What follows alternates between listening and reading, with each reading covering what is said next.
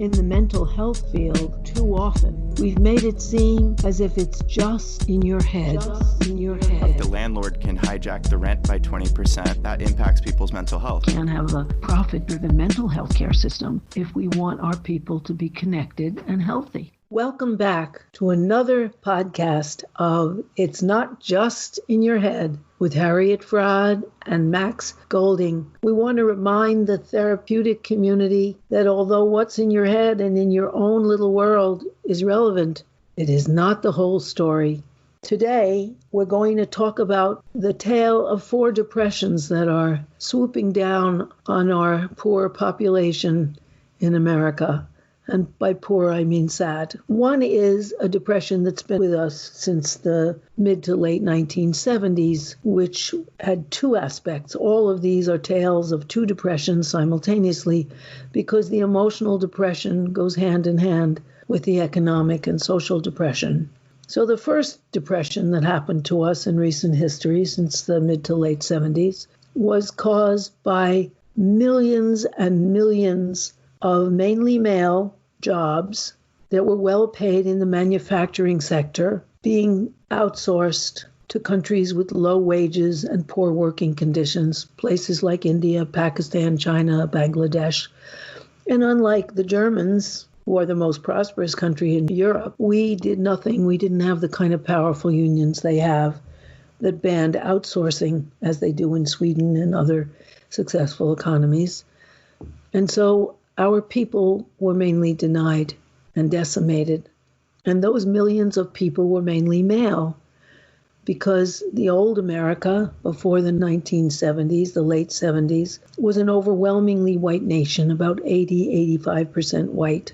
And if you were in a family headed by a white male, you really could do well. And each generation could even do better than the last one, because white males had won through union struggle white male wages.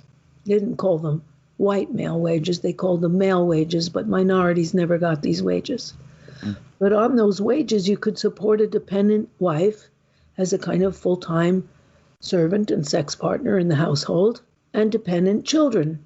Well, once they exported the jobs, the millions of them, and computerized and mechanized and robotized them all for more profit, these men lost their jobs, which were a big part of their male identity. I can support a family. I am a real man.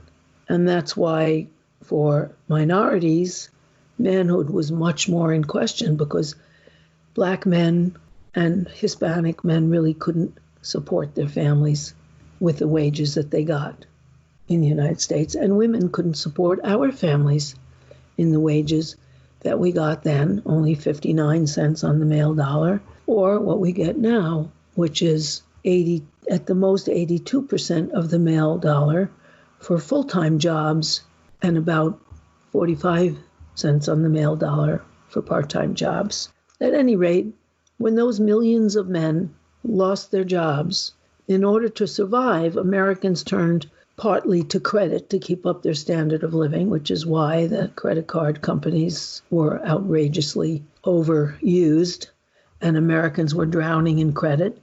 But also, more importantly, they sent their wives to work. Women had to work because 2 people had to work to earn actually less buying power than one white man used to earn. Well, once women had to work in the labor force, mainly full-time, home life changed. Men were used to a full-time servant taking care of their emotional and sexual and domestic needs, as well as bearing children. Women were used to being economically protected in the home as they took care of men.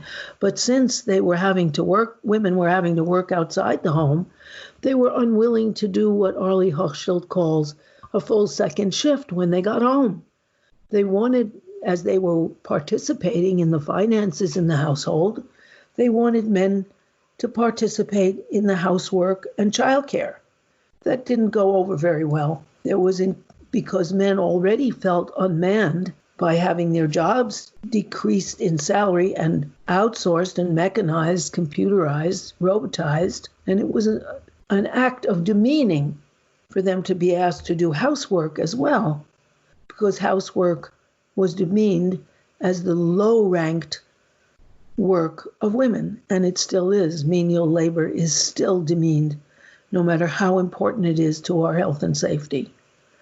For example, the janitor in a hospital is crucial for the health of the people in the hospital, but he gets a nail-paring worth of the salary that the surgeon gets, who spends maybe an hour at the most with his patients and doesn't really interact with them at all, and totally depends on the cleanliness of that janitor.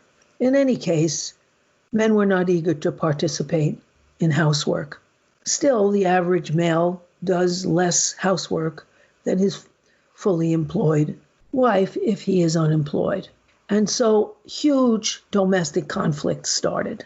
The divorce, which was about 25% in 1965, is now at least 50%, because increasingly, as people separate, if they don't have assets or children to fight over, or they don't want to fight about the children and agree among themselves, they don't bring an expensive legal system into their separations and divorces.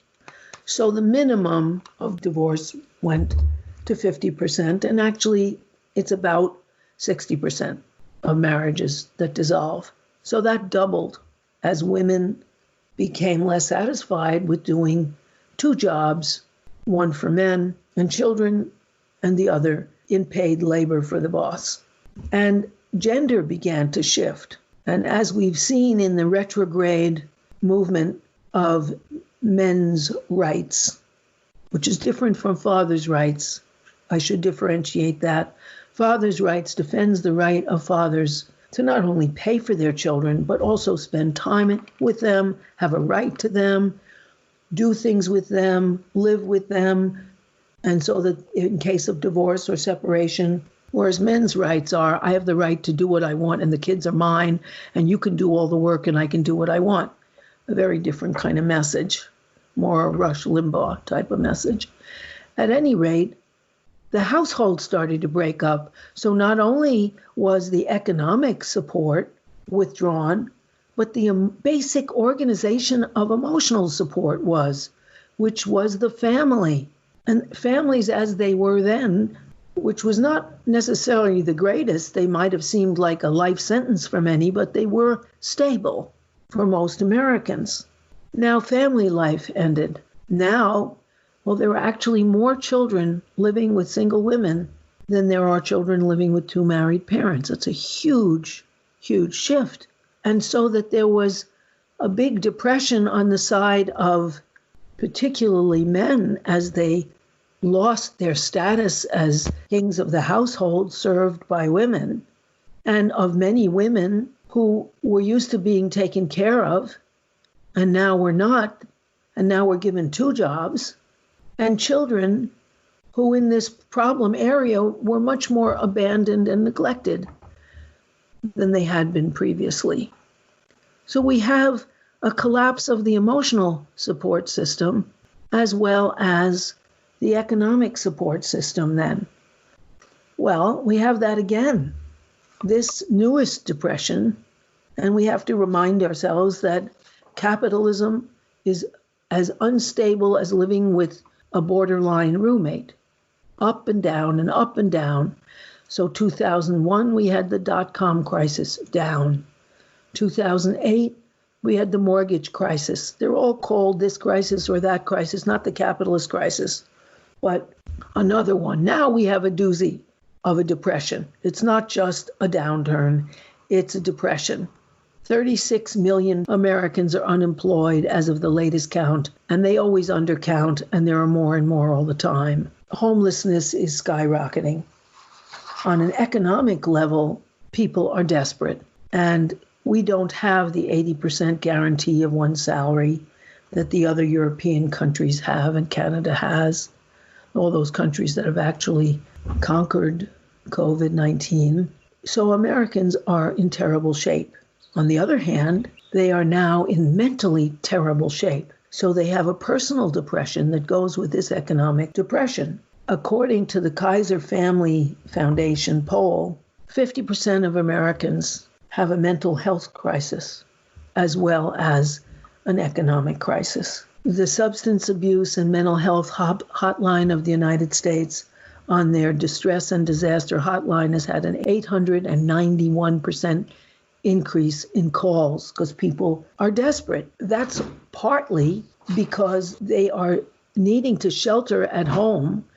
They don't have their salaries, they don't have their jobs, they don't have their support systems, they don't have access to their friends, they don't have access to their extended families, and they're in mental trouble because their support systems are deeply challenged. And what are the signs of those mental problems? Well, extreme signs we could look at are spikes in overdose deaths, which means a lot more opioid use, spikes in wife abuse, spikes in child battery, spikes in child sexual abuse, as well as suicides, which are increasing, and general mental health breakdowns.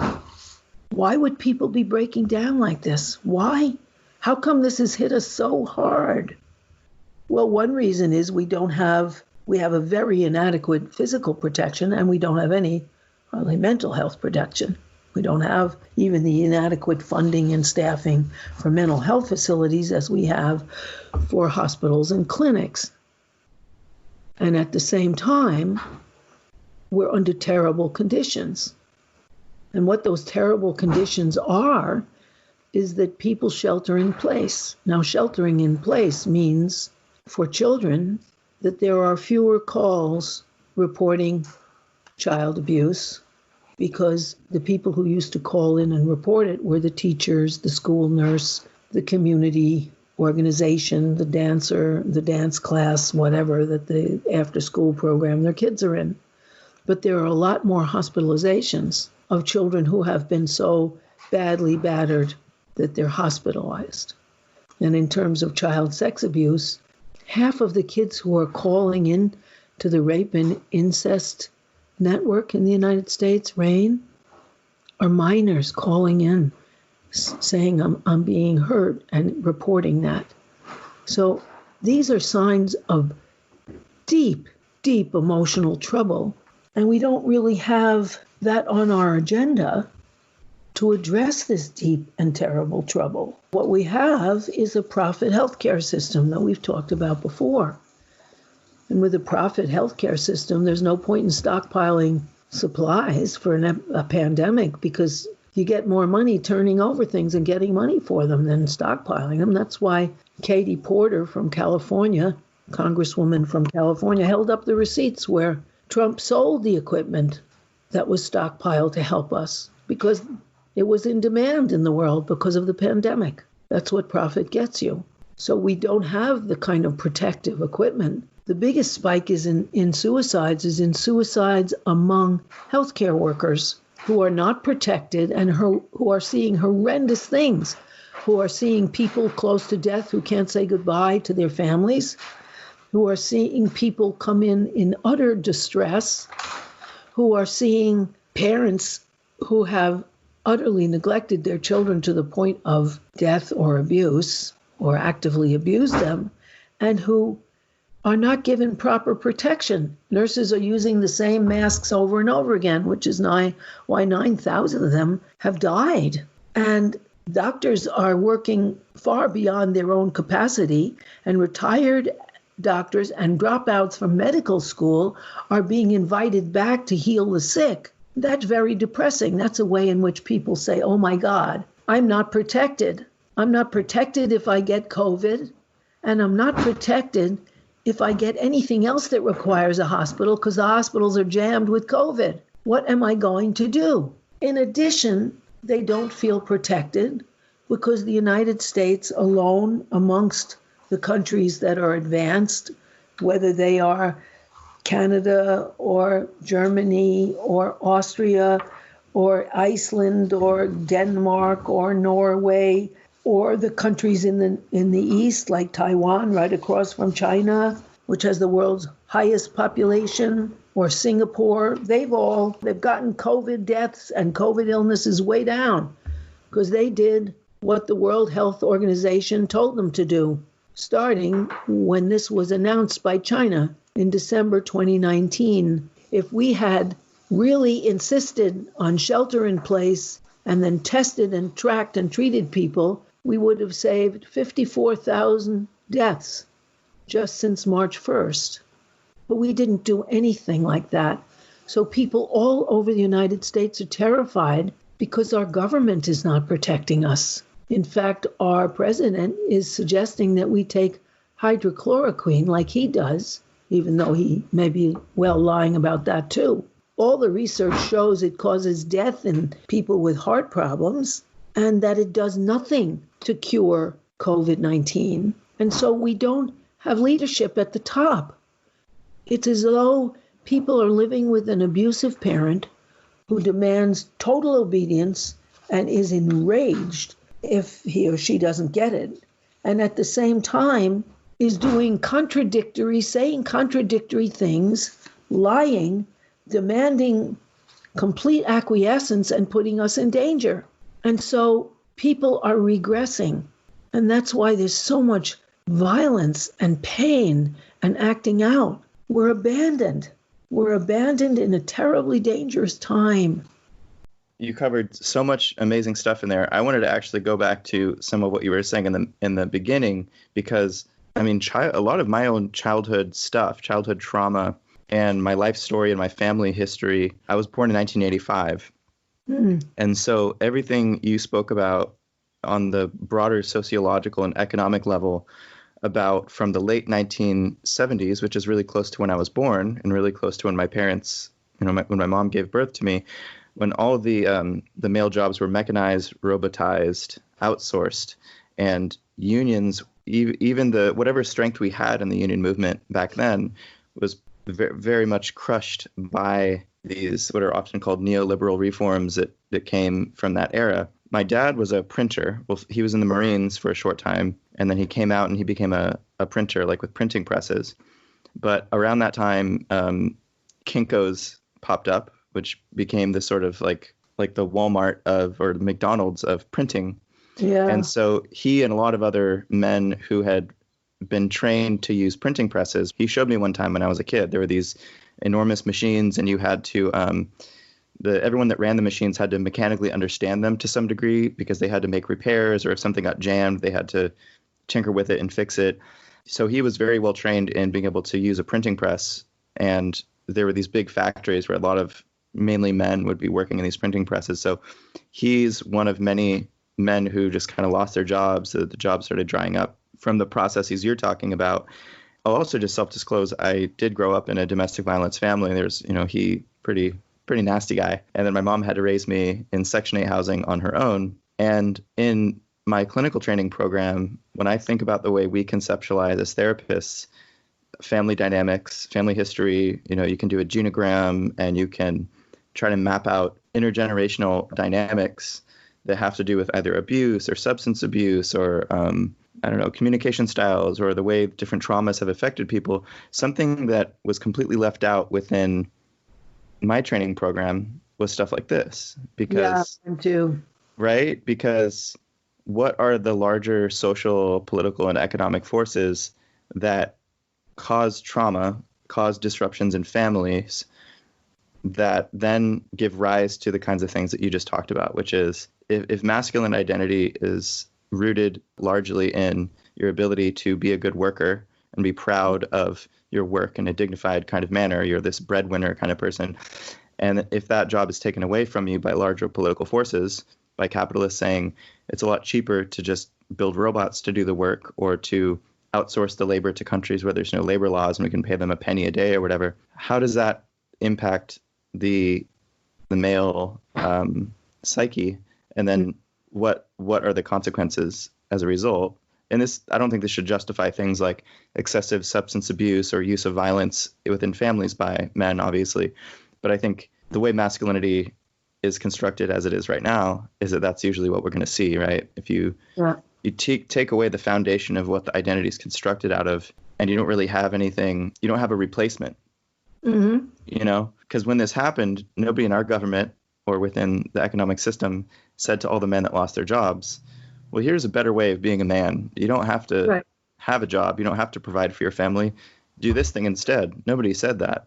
They just kind of pulled the rug out from under them. So, I was one of the many babies from that era who got the brunt of the violence and family disruptions that capitalism had caused during that time.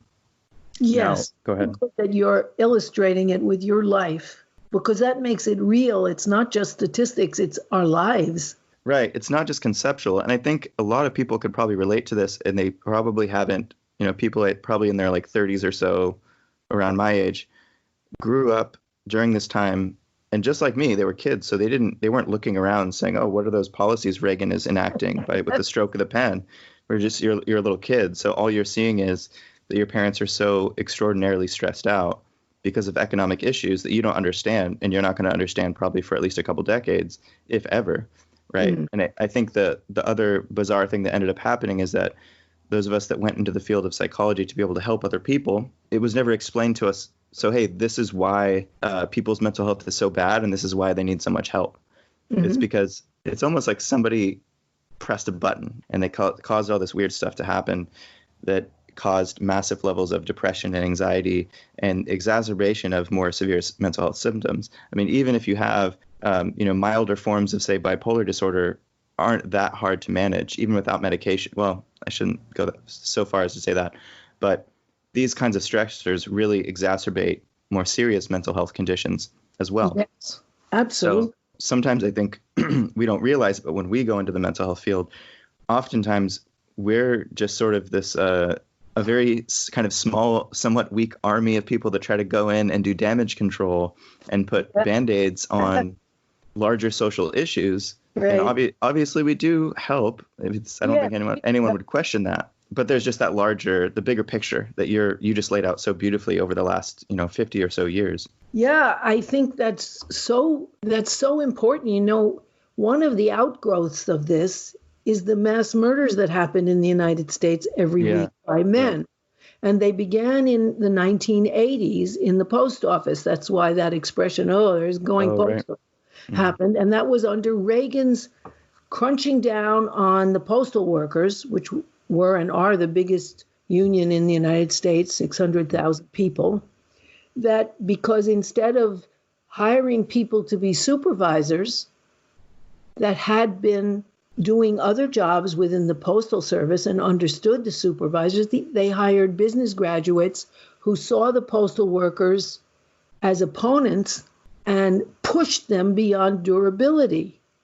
Mm. And their whole way of proceeding in the post office was smashed, and people broke under those conditions. And then also Reagan did break the strike that was a very pivotal strike of the air traffic controllers. Mm-hmm. And so all these men who were used to well-paid union jobs lost them. And even though 35% were in unions then, the fact that there were unions made everyone else have a better salary and more security. Right. There's a lot of studies on that because if you think from an industrial level, let's just say, baristas, like coffee shop people that pour your coffee, even if only 35% of that whole industry is unionized, that means that you've created a competitive wage for the rest of the entire industry, so that if the industry wants to pay their workers $10 a wage, I'm just kind of saying this for listeners because a lot of people don't know this. Let's say they want to have it be $10, but the 35% of the unionized coffee shop workers, they've bumped it up to 15. Now, what happens is the rest of that industry, all those workers are saying, hey, we want to go over to the union shops, and their bosses say, well, we don't want to lose them to the union shops. So then they have to up the pay or the benefits or whatever. They have to actually make it more competitive. Mm-hmm. So sometimes, I've heard people say this about unions where they say, oh, well, there's all this bureaucracy, and there's, they'll list kind of all the problems with unions, and there are a lot of problems with unions, but they'll cite these kind of like weird reasoning that's divorced from the reality, which is that when you lack strong unions on an industrial or just a total societal level, wages get depressed overall, benefits get depressed overall, working conditions get depressed overall. It's another like rug pulled out from under our feet thing we didn't realize was happening, or a lot of people probably during that time realized it was happening, but the forces behind it were too strong for folks to be able to stop it. And my understanding from the air traffic controller strikes I've just watched like videos on this because I was either not born or just a baby at the time, was that these were really massive strikes. Weren't these like thousands of Yes. workers across the entire industry? Yep. So something that was really terrifying when I first learned about this, decades later is, man, I don't know what else they could have done, because they used what union organizers will call the strike weapon, which is like the biggest weapon you bring out when you're in a union. You say, look, the employers we've tried in good faith over and over and over again to negotiate to get a better contract, and they say no and no and no. Then you go on strike. And if you can get a strike across an entire industry or close to an entire industry in somewhere like a 90 to 95% majority of people going on strike, there's so much risk in that. And if that doesn't work, if you all get fired, like as Reagan did, of just firing everybody, and then just I don't understand how they even did that, because they must have just reconstructed the industry from scratch or something. I don't know. That sends a message to the rest of the working world saying, we don't even care if you've unionized. We're just going to fire all of you anyway. And, the power that you think you have through unions and all these contracts, we're just going to fire you anyway. Right. So I could see how that was terribly depressing. And also we have to remember that during the McCarthy era, the unions threw out the communists, socialists, and leftists from their unions. Those people were the spark of the unions. They believed in worker power, and they became much more pork chop unions, and they didn't have the militancy. Of course, they should have called a general strike. In France, which has very powerful unions, where no union president is allowed to be paid, or no one is allowed to be paid more than the highest paid worker in their union, and where they are organized according to the communist trade unions, the socialist trade unions, the Christian democratic trade unions. They're very political. When the subway workers go on strike, so do the gas workers, and the gas is turned off, and so do the phone workers. There's a kind of solidarity of workers which was considered communist and was smashed during the 50s. And so when they fired all the air traffic controllers, there wasn't a general strike across this nation. Even when they forced federal workers to work without being paid, Sarah Nelson, who is running for the AFL-CIO president now, the head of the flight attendants union, called for a general strike. But the old leaders wouldn't go for it. So that people then were defeated. It wasn't as if everyone went out, if there was a general strike, and the gas was turned off and the electricity was turned off and the subways and the buses stopped, they would have won. But we didn't have that solidarity because they crushed the left and the union movement. And that was that was tragic. What we're talking about is a series of blows to American working people. And then they ideologically came in and said that the problems you have are because of the government, not because of the corporations, because the corporations were the problem during the New Deal. Big government, which was, by the way, the New Deal, is bad. And people fell for it. The media sure did. Well, and they kind of still are. There's so many people you'll talk to today, and you don't have to be like a hardcore conservative or libertarian or whatever. You can just sort of be an average, I don't know, kind of moderate, centrist kind of, pretty apolitical kind of ordinary person.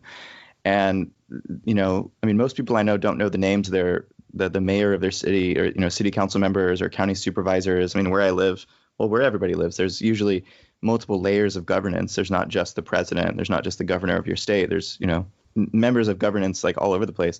And most people I know, I think of it as sort of an inconvenience, and it's annoying. There's like the word bureaucracy is just like this negative, like there's these layers of people that have to stamp a form and approve something, and then it has to get sent to a committee. And the thing is, that is kind of annoying. I get it. Like we've all, stood in line at the DMV and all that kind of stuff. But the other thing is that one of the reasons that government sucks so much now is because the funding has been gutted so extremely that everything on the smaller scale of governance that we see within cities and counties and a lot of states is that the shift from the Reagan era to now made it so that all the basic services and all the stuff that the bureaucrats would supposedly, if they could run them well, so much of the funding was pulled out because of this ideological shift. Well, and saying, it still is.